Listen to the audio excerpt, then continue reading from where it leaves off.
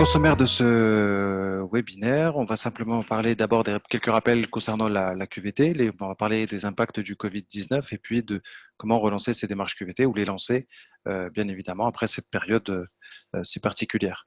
Donc, quelques définitions tout d'abord, parce que comme on va dire, il est tradition de le faire, je vais vous exprimer la définition telle que décrite dans l'accord national interprofessionnel de juin 2013, qui définit donc la QVT comme étant les conditions dans lesquelles les salariés exercent leur travail et leur capacité à s'exprimer et à agir sur le contenu de celui-ci, déterminant la perception de la qualité de vie au travail qui en résulte.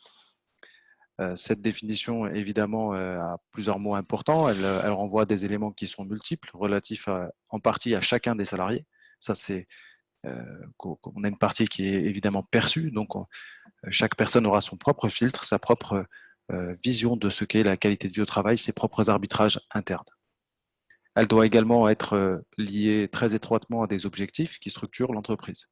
Là aussi, on parle de ces objectifs en matière de QVT qui vont pouvoir obtenir le bon équilibre entre la performance de l'entreprise et le bien-être de chacun. Puisqu'il s'agit bien d'avoir une approche équilibrée entre les enjeux de l'entreprise et les enjeux des personnes, de pouvoir les concilier au mieux.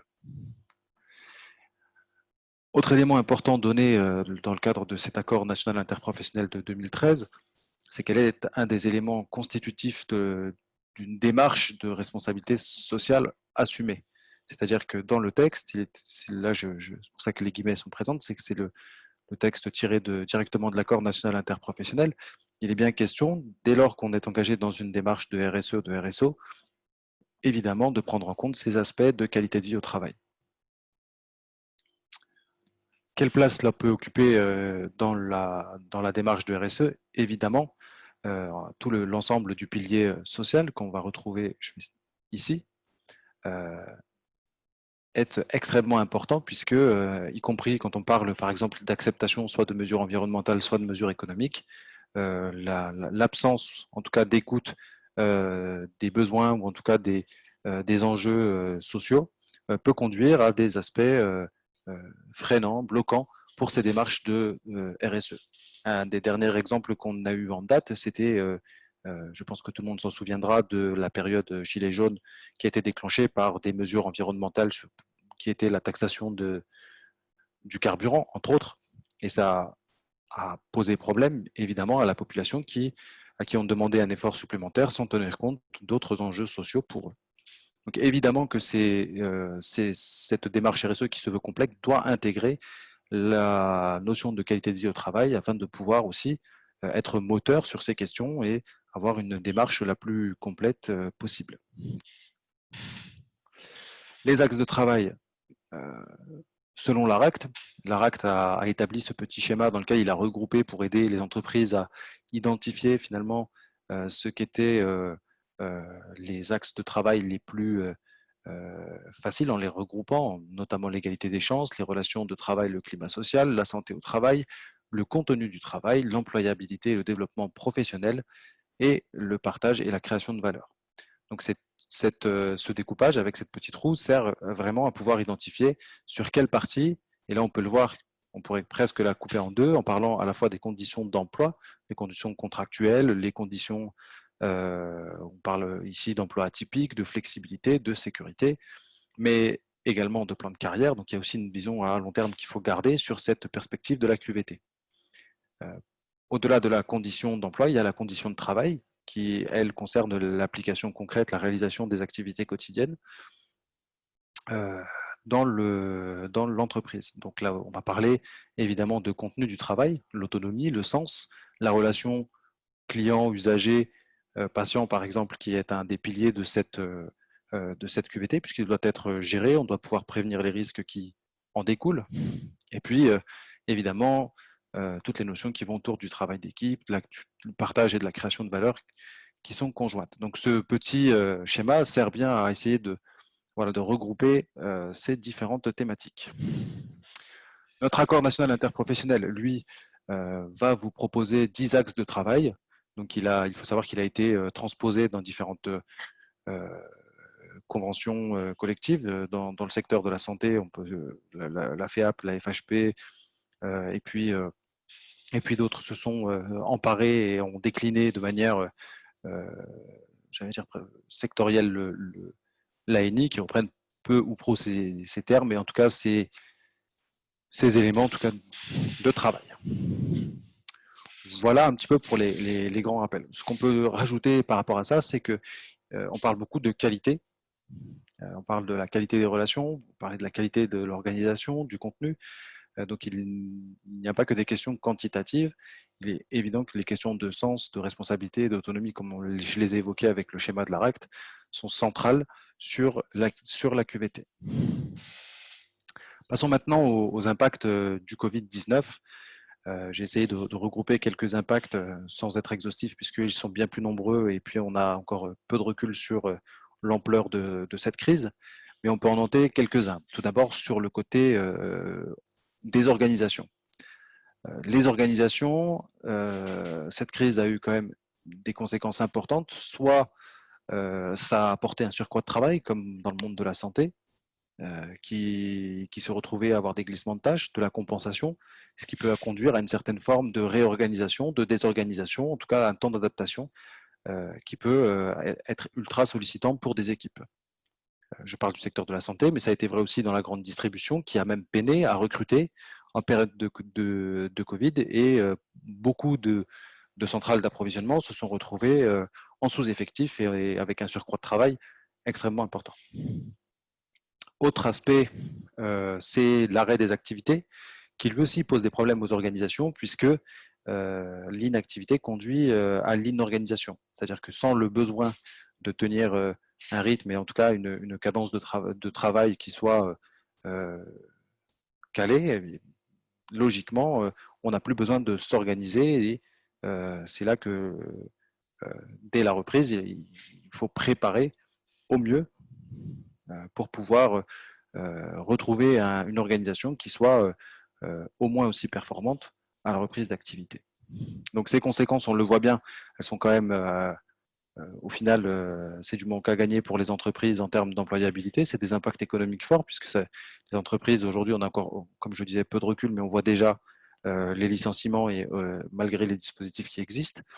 Et par ailleurs, on voit aussi la possibilité, par exemple, d'avoir soit une pression très forte à la reprise des activités pour ceux qui ont eu de l'arrêt, et le contraste peut être difficile à vivre pour les salariés, mais également et pour les organisations, mais également, j'allais dire, le surcroît de travail qui peut donner l'impression d'un trou d'air, d'un trou d'activité suite à la crise du Covid. Donc c'est évidemment ces éléments qu'il faut prendre en compte pour pouvoir produire de la qualité de vie au travail.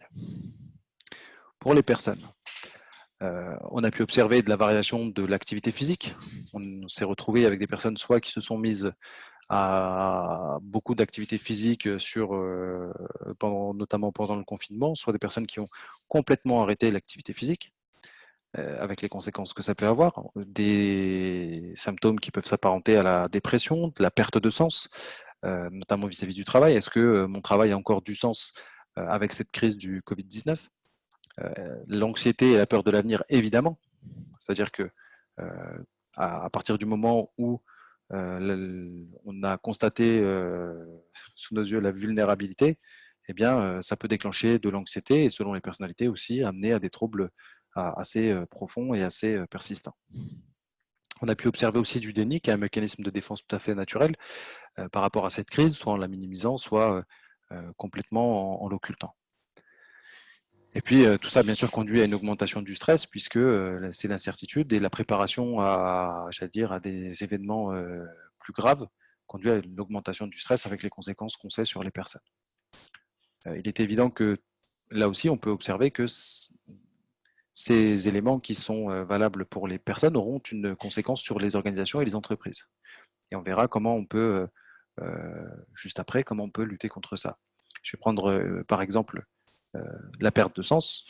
Pour les organisations, la perte de sens s'est traduit aussi sur le plan du recrutement ou même de la gestion RH, d'avoir la crainte que les salariés abandonnent leur poste pour aussi repartir en quête de sens, ou simplement n'aient plus aucune motivation à réaliser leur activité. Donc c'est à la fois une opportunité de reparler des raisons d'être des entreprises, mais également d'identifier le sentiment de ne plus être à la place sur son poste. Alors, sans trop digresser, on va passer à comment relancer la démarche de QVT. Là aussi, on ne peut pas être exhaustif au jour d'aujourd'hui et on apprendra avec le temps et le recul davantage d'éléments probablement. Mais on peut déjà poser quand même quelques bases qui sont pour moi un nombre de 5 aujourd'hui. Tout d'abord, c'est d'assurer la sécurité. Pourquoi assurer la sécurité est en premier? C'est bien évidemment parce que d'une part, il y a des obligations légales qui pèsent sur les entreprises, mais aussi parce que si on veut s'assurer bien sûr que les personnes puissent revenir sereinement et diminuer ce stress vis-à-vis du Covid-19 et de cette pandémie, de pouvoir proposer un cadre qui soit sécurisant sans en faire trop pour éviter aussi la déresponsabilisation de chacun. Ça, c'est extrêmement important. Adapter les services psychosociaux, c'est-à-dire on le verra, je le détaillerai un petit peu, mais que peut-on mettre en place comme éléments, comme par exemple consultation de psychologues, je pense aux établissements de santé qui peuvent avoir plusieurs praticiens qui pourraient aider au groupe de parole et même à de la consultation.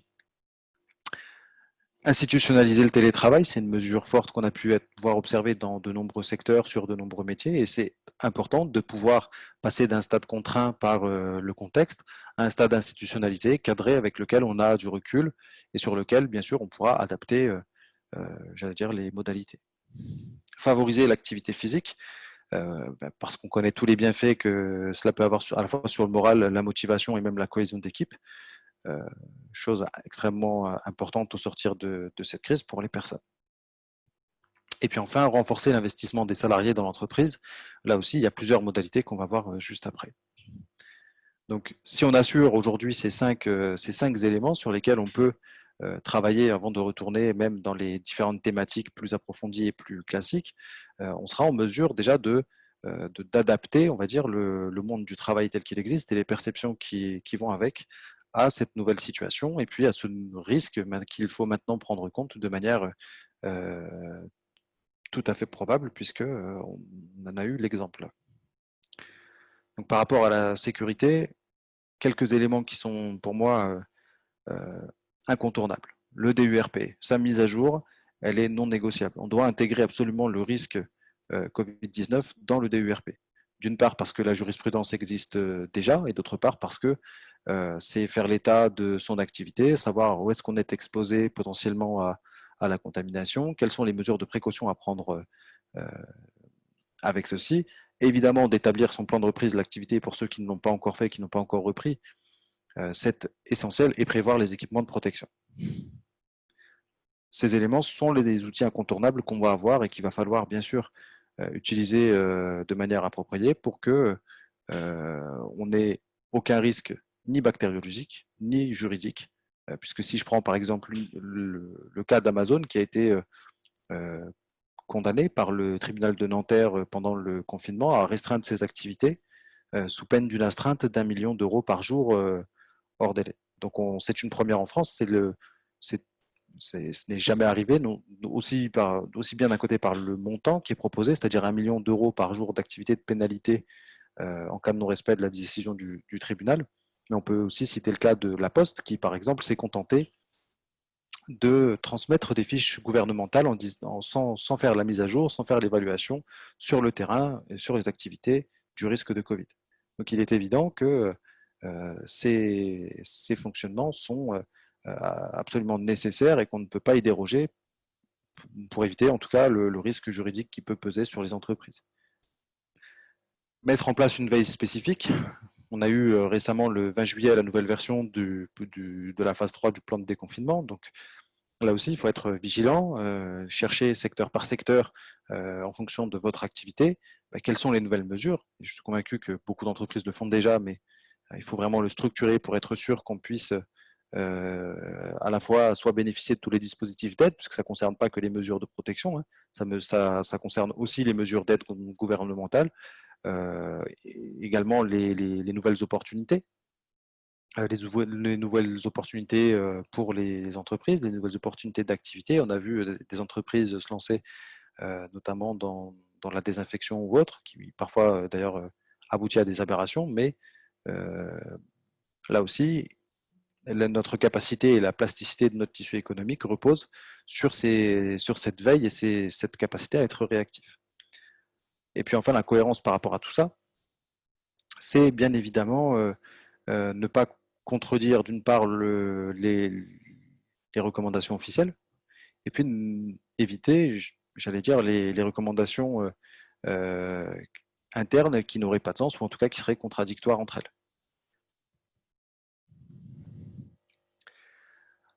Par rapport aux services psychosociaux, la première chose, c'est pour moi de trouver les numéros utiles existants. Évidemment, il existe des plateformes que vous pouvez trouver assez facilement et qui sont dédiées à l'écoute psychologique, notamment pour les personnes qui ont été le plus isolées, puisque vous le savez peut-être, mais le confinement laisse évidemment des conséquences psychologiques sur le moyen terme, mais il est important de pouvoir orienter les salariés, pour ceux, notamment pour les plus isolés. Et les plus isolés ne sont pas forcément ceux qui étaient seuls chez eux, hein. Il y a aussi de l'isolation, y compris dans notre propre cercle, parce que on fait de la dépression, parce que on a des prédispositions particulières, ou parce que, comme ça a été le cas par exemple pour certains personnels de santé, il y avait une mise à distance de la famille, des proches, par précaution pour éviter les risques de contamination familiaux.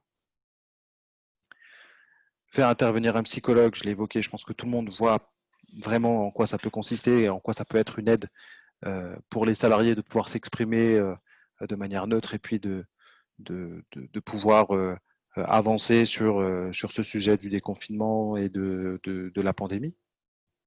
Et puis là aussi, rester cohérent. Donc là, on parle plutôt du sens du travail, c'est-à-dire bien allier les consignes de travail et les valeurs de l'entreprise, bien sûr, qui doivent être travaillées. Institutionnaliser le télétravail, c'est surtout retenir les enseignements du confinement. Pour moi, c'est déjà la capacité technique. C'est pas, on a pu s'apercevoir pendant le confinement que ça a été une modalité largement adoptée par nombre d'entreprises, donc c'est tout à fait possible pour un très grand nombre de métiers, euh, mais qu'il va falloir évidemment adapter à une situation sanitaire. Le tout à distance ou le tout présentiel, je veux dire, il faut trouver un juste milieu pour que, euh, d'une part, ça corresponde à la réalité d'une situation sanitaire et qu'en même temps, on puisse quand même avoir du lien entre les personnes, puisque c'est important aussi qu'on garde des liens entre le collectif de travail, puisque ça fait partie des activités humaines. Autre élément important quand on veut institutionnaliser le télétravail, c'est réguler par les échanges et supprimer les irritants spécifiques. Alors, qu'est-ce que ça veut dire? C'est vraiment travailler sur l'optimisation, par exemple, du matériel informatique, des éléments qui sont mis à disposition pour les salariés pour exécuter leur mission, pour que ça fonctionne et qu'on n'ait pas, par exemple, un panne serveur tous les 2 jours parce qu'on n'a pas les capacités de bande passante. C'est pour éviter aussi le matériel inadapté, notamment en termes de posture, qui va fatiguer plus vite, que ce soit les yeux, que ce soit évidemment les membres supérieurs pour le trouble musculo-squelettique, ou même le dos et éventuellement d'autres pathologies associées. Donc on voit bien là aussi que c'est vraiment saisir le pas, c'est une vraie opportunité pour aller, j'allais dire, vers le futur et vers une nouvelle forme d'organisation qui s'est imposée aujourd'hui et qu'on peut optimiser maintenant. Favoriser l'activité physique, c'est extrêmement important. Encore une fois, faut encourager les salariés. C'est pour ceux, parce qu'on a pu observer comme je l'ai dit tout à l'heure, deux phénomènes. Donc, pour ceux qui ont pu le faire, encourager les salariés dans le sens de leur santé et puis j'allais dire aussi ça permet d'avoir des salariés plus heureux puisque l'activité physique permet de lutter notamment contre la dépression, contre tous ces aspects. Et puis, ça a les atouts santé indéniables. Proposer, par exemple, la mise à disposition d'un espace dédié. Là aussi, il va y avoir des possibilités, puisque récemment, vous le savez peut-être ou pas, mais les dispositifs sont encouragés par l'État, qui étaient auparavant fiscalisés, ils ne le sont plus. Donc aujourd'hui, on peut mettre à disposition un espace dédié sans avoir à faire de déclaration comme avantage en nature ou autre. Et puis proposer des activités communes, bien, dans le cadre d'activités de groupe, bien sûr, dans le respect j'allais dire, des gestes barrières en fonction de la situation sanitaire, mais pour créer du lien et recréer du lien quand les personnes ont été séparées pendant de longues périodes par le confinement. Surtout si sur on garde le télétravail, ça peut être intéressant de reproposer quelques activités communes pour échanger et partager différemment. Enfin, sur le renforcement de l'investissement, un élément fondamental, c'est le retour aux valeurs de l'entreprise. Quelles sont les valeurs? Pourquoi on exerce cette activité? Quels sont nos objectifs? Quelle est la situation économique de l'entreprise? C'est extrêmement important à prendre en compte. Favoriser l'actionnariat des salariés, ça fait partie des grands éléments de fidélisation, puisque aujourd'hui, les recherches nous expliquent qu'un salarié qui est investisseur de la société pour laquelle il travaille reste en moyenne 13 ans dans une entreprise. Donc c'est un vrai marqueur de la fidélité. Ça fait partie, et il y a une tribune de l'ancien directeur du LCL qui expliquait que finalement, l'objectif, ce serait que plus de 250 000 PME en France puissent développer ce modèle pour favoriser déjà la solidité des entreprises, puisque les salariés constituent une base d'actionnariat stable qui ne va pas changer et qui ne va pas avoir trop de flux financiers puisqu'il reste en moyenne 13 ans. Et puis bien sûr, mobiliser le collectif de travail comme moteur de l'action. Alors, chercher les réponses aux défis de la crise économique et pandémique par le travail collectif. Je pense que là, je n'ai pas besoin de développer plus ça, mais c'est vraiment remettre de manière formelle l'importance du travail collectif.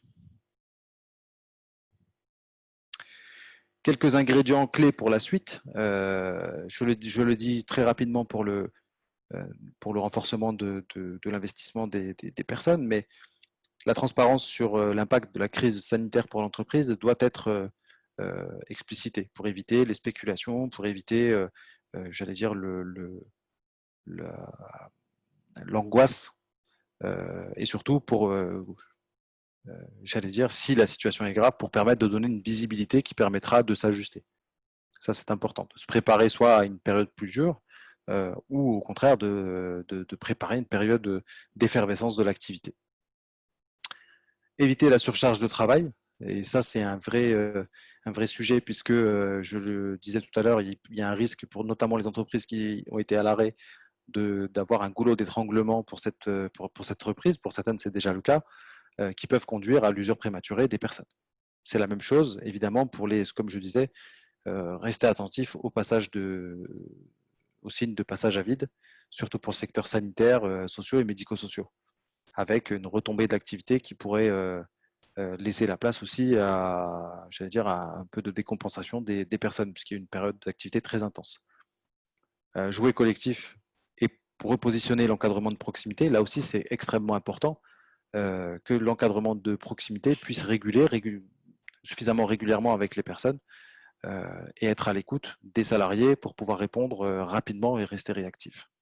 Enfin, valoriser les innovations mises en place. Là aussi, on a parlé beaucoup du secteur sanitaire, social, médico-social pour son adaptation dans cette période de crise, et c'était important de le rappeler. Un élément important, c'est évidemment le sondage des équipes. Donc là, je vous ai mis une petite capture d'écran de notre propre outil qu'on utilise avec des établissements pour sonder les équipes et connaître que ce soit l'état de stress, la confiance dans l'avenir, la cohérence des valeurs, les besoins en formation. Mais il faut que chacun puisse exprimer ces aspects. Donc là, je vous parle d'un outil numérique, mais ce qu'il faut retenir, c'est qu'on puisse à un moment donné fixer, savoir où on en est et régulièrement, puisque en période d'instabilité, il faut, j'allais dire, être régulièrement à l'écoute et observer, on va dire, les signaux faibles autour de nous pour pouvoir être réactif et permettre aux salariés tout de suite d'avoir des solutions et de ne pas laisser prendre d'ampleur qui seraient par la suite difficilement gérables. En tout cas, ce type d'outils, parce que là on parle d'outils numériques qui sont rapides à utiliser, qui peuvent permettre, qui sont acquis. Maintenant, en plus, on développe ces aspects de télétravail et de développement numérique, mais qui permettent d'avoir un retour très rapide des personnes. Ça peut être ça peut être de l'entretien téléphonique, mais encore une fois, il faut aller chercher l'information et rester à l'écoute. Que ce soit, par exemple, les besoins en formation. Je parlais tout à l'heure des innovations, mais ça va avec. On a développé une nouvelle organisation, il faut répartir un peu plus de certaines compétences, et bien tout de suite, il faut pouvoir récupérer cette information. L'état de stress, il est évident que, notamment sur des postes d'organisation, de cadre, il faut évaluer la capacité, puisqu'il y a eu beaucoup d'adaptations de leur part pour réorganiser les services, pour faire en sorte que ça tourne, eh bien, de savoir où ils en sont pour éviter simplement, là aussi, la décompensation, le burn-out ou autre. Rétablir la confiance dans l'avenir, eh bien, ça, c'est un élément extrêmement important, euh, d'essayer d'entraîner les équipes et de les rassurer sur le fait qu'il y aura une période difficile et que l'activité devra reprendre et qu'elle reprendra. Je vous remercie de votre écoute et je vous propose de passer maintenant aux questions. On va vous rouvrir les micros. Aucune question? Moi, je vais peut-être en poser une, Ahmed, c'est Aya. Oui, salut Agathe. Pour un établissement qui souhaite mettre en place le B2ST, quelle est la démarche à suivre? Alors, dans quel sens l'entends-tu? Dans le sens, est-ce qu'on te contacte directement, ensuite ça prend à peu près combien de temps, ce genre de choses? Alors, tout dépend de l'ampleur de la structure, mais bon, globalement, le remplissage du questionnaire, par exemple chez nous, pour un salarié, c'est de l'ordre de 5 à 7 minutes pour les moins à l'aise avec l'outil informatique. Pour quelqu'un de très à l'aise, il va mettre à peu près 3 minutes à répondre. Et puis, surtout, euh, une démarche comme celle-ci, ce qui va être important, c'est de bien la préparer, d'expliquer pourquoi on demande leur avis aux personnes, d'ouvrir, j'allais dire, l'espace de recueil de l'information pour qu'on ait une photo à un instant T, déterminer ça dans le temps. Et c'est ensuite, une fois qu'on clôture, on a instantanément, j'allais dire, presque la photographie.